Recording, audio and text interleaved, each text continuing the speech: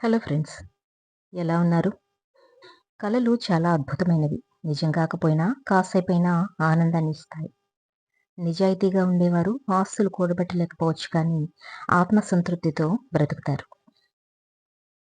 జీవితంలో ప్రతి క్షణం అమూల్యమైనది. ఏదైనా కోల్పోవటానికి క్షణం పట్టదు. దాన్ని తిరిగి సాధించాలంటే దశాబ్దమైనా చాలకపోవచ్చు.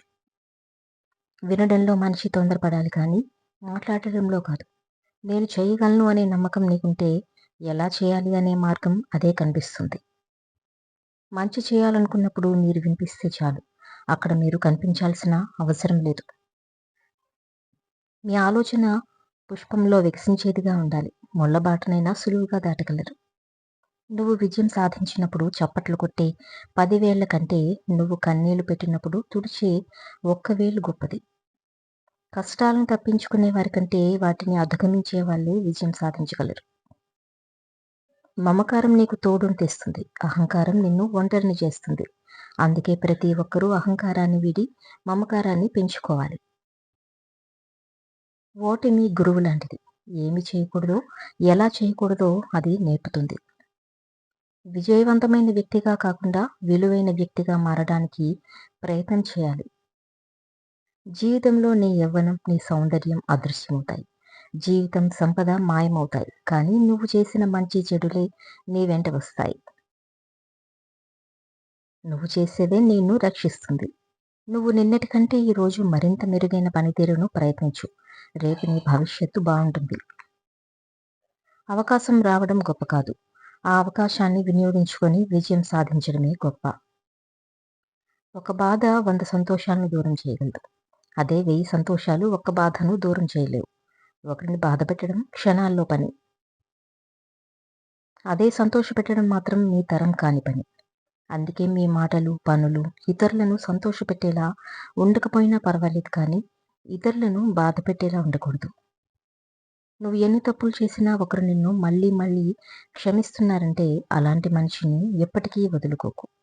ఎందుకంటే అంతకు మించి నిన్ను అర్థం చేసుకునే వాళ్ళు, అంతలా నిన్ను ప్రేమించే వాళ్ళు మళ్ళీ దొరకకపోవచ్చు. ఏ మనిషికైనా మీరు విలువ ఇవ్వగలరు కానీ విలువ తేలేరు. అది ఎవరికి వారే సంపాదించుకోవాలి. ఎవరిని చిత్తు కాగితంలా చూడదు. రేపు ఆ కాగితం గాలిపటమైతే తలెత్తుకొని చూడాల్సి వస్తుంది. పరిగెత్తే వరకే గుర్రానికి విలువ. పని చేసేవరకే గాడిదకు విలువ. వ్యవసాయం చేసేవరకే ఎద్దుకు విలువ.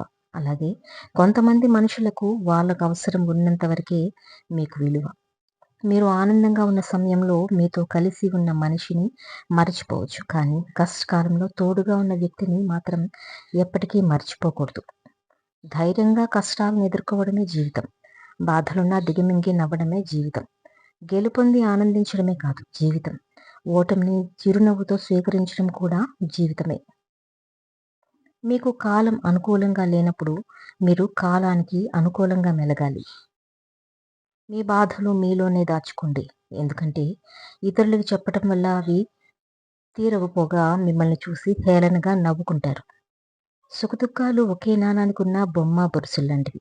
సుఖాన్ని స్వీకరిస్తే దుఃఖాన్ని కూడా స్వీకరించాలి.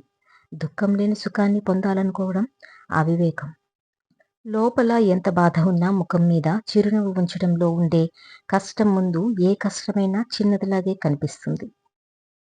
బాగున్నప్పుడు కాదు, బాధలో ఉన్నప్పుడు అండగా నిలిచిన వారే నిజమైన ఆప్తులు. బాధ పెట్టేవారిని క్షమించడం గొప్పతనం. మళ్ళీ బాధ పెట్టే అవకాశం ఇవ్వకపోవడం గొప్ప వ్యక్తిత్వం.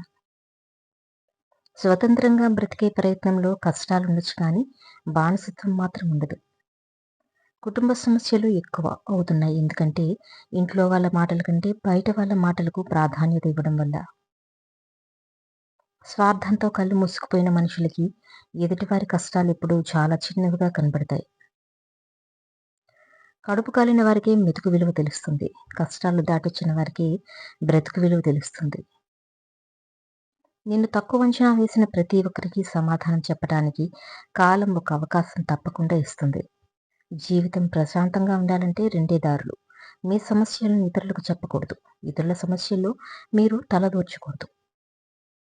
ప్రతి పనికిమాలిన వాళ్ళ దగ్గర మీ మంచితనం నిర్మించుకోవాల్సిన పని లేదు. మీ అంతరాత్మకు సమాధానం చెప్పుకుంటే చాలు. మంచితనం అనేది మోసపోవటానికి తప్ప బ్రతకటానికి పనికి రావటం లేదు ఈ రోజుల్లో. పైకి కనిపించే అలంకారం కంటే లోపల ఉండే గుణం ముఖ్యం. విషం నిండిన బంగారు పాత్ర కన్నా తేనెతో నిండిన మట్టి కుండ విలువైనది. వ్యక్తిత్వం లేని మనుషులతో ఎంత తక్కువ మాట్లాడితే అంత మంచిది. ప్రపంచంలో నువ్వు ఏ స్థితిలో ఉన్నా నిన్ను సంతోషపెట్టే వ్యక్తి ఒకరున్నారు.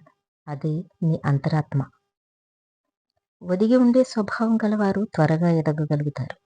ఒదిగి ఉండటం అనేది చిన్నతనం కాదు, రేపటి విజయానికి తొలిమెట్టు. ఊసర వెళ్ళి ఆపదలో మాత్రమే రంగులు మారుస్తుంది, కానీ మనుషులు అవసరాన్ని బట్టి రంగులు మారుస్తారు. ఏది తప్పో ఏది ఒప్పో మీ అంతరాత్మ చెబుతూనే ఉంటుంది. తెలియదనడం ఆత్మవంచన. ఏది శాశ్వతం కాదు, ఏదైనా కొన్నాళ్ళే, ఎవరైనా కొంతవరకే. మాటలకు నేర్పు కావాలి, ఓటమికి ఓర్పు కావాలి, బాధకి ఓదార్పు కావాలి, మనసుకి శాంతి కావాలి, డబ్బుకి పొదుపు కావాలి, ఆశకి హద్దు కావాలి, ఆశయానికి లక్ష్యానికి పట్టుదల కావాలి. మనిషి అనగానే అన్నింటికీ ఓర్పుతో సమకూర్చుకోవాలి, నేర్పుతో జీవితాన్ని నెట్టుకురావాలి.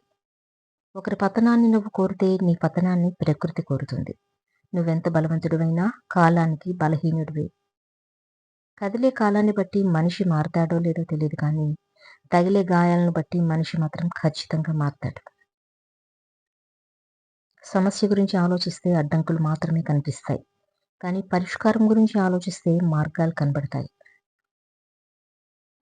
విన్నదే నిజం, చూసిందే వాస్తవం అని నమ్మే వాళ్ళను మార్చడం దాదాపుగా అసాధ్యం. ప్రయత్నం వృధా, ఫలితం శూన్యం. ప్రతి అడుగును లక్ష్యంగా మార్చడం వల్ల ప్రతి లక్ష్యాన్ని అడుగుగా మార్చి విజయం సాధించొచ్చు. హక్కు, అధికారం ఎవరిపైనా ఎంత చూపాలో అంతే చూపించాలి. శృతి మించితే బంధాలు కలుషితమై దూరం కావచ్చు.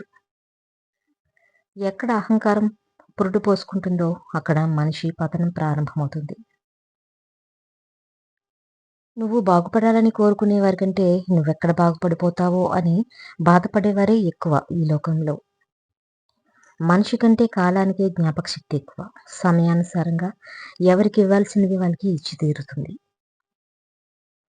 ఒకే ఒక్క రోజు బ్రతికే పువ్వే తల ఊపుతూ విరబూసి నవ్వుతూ ఉంటే నూరేళ్లు బ్రతికే మీరు చిరునవ్వుతో బ్రతకలేమా? ఉన్నది ఒకటే జీవితం. ఆకలితో ఉన్నవారికి, ఆపదలో ఉన్నవారికి సహాయం చేస్తే అది సాక్షాత్తు ఆ భగవంతునికి చేసినట్లేనట. చదువు గొప్ప గొప్ప స్థాయికి చేరుకున్న వారెవరు అక్షరానికి తల వంచిన వారే. ఈ భూమిలో దానికంటే గొప్పది ఏదీ లేదు. అహంకారం, ఆత్మవిశ్వాసం మధ్య తారతమ్యమే నీ జీవిత జయాపజయాల మధ్య అంతరాన్ని శాసిస్తుంది.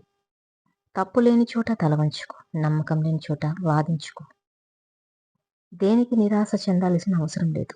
బలహీనంగా ఉన్నది నీ పరిస్థితులు మాత్రమే, నువ్వు కాదు.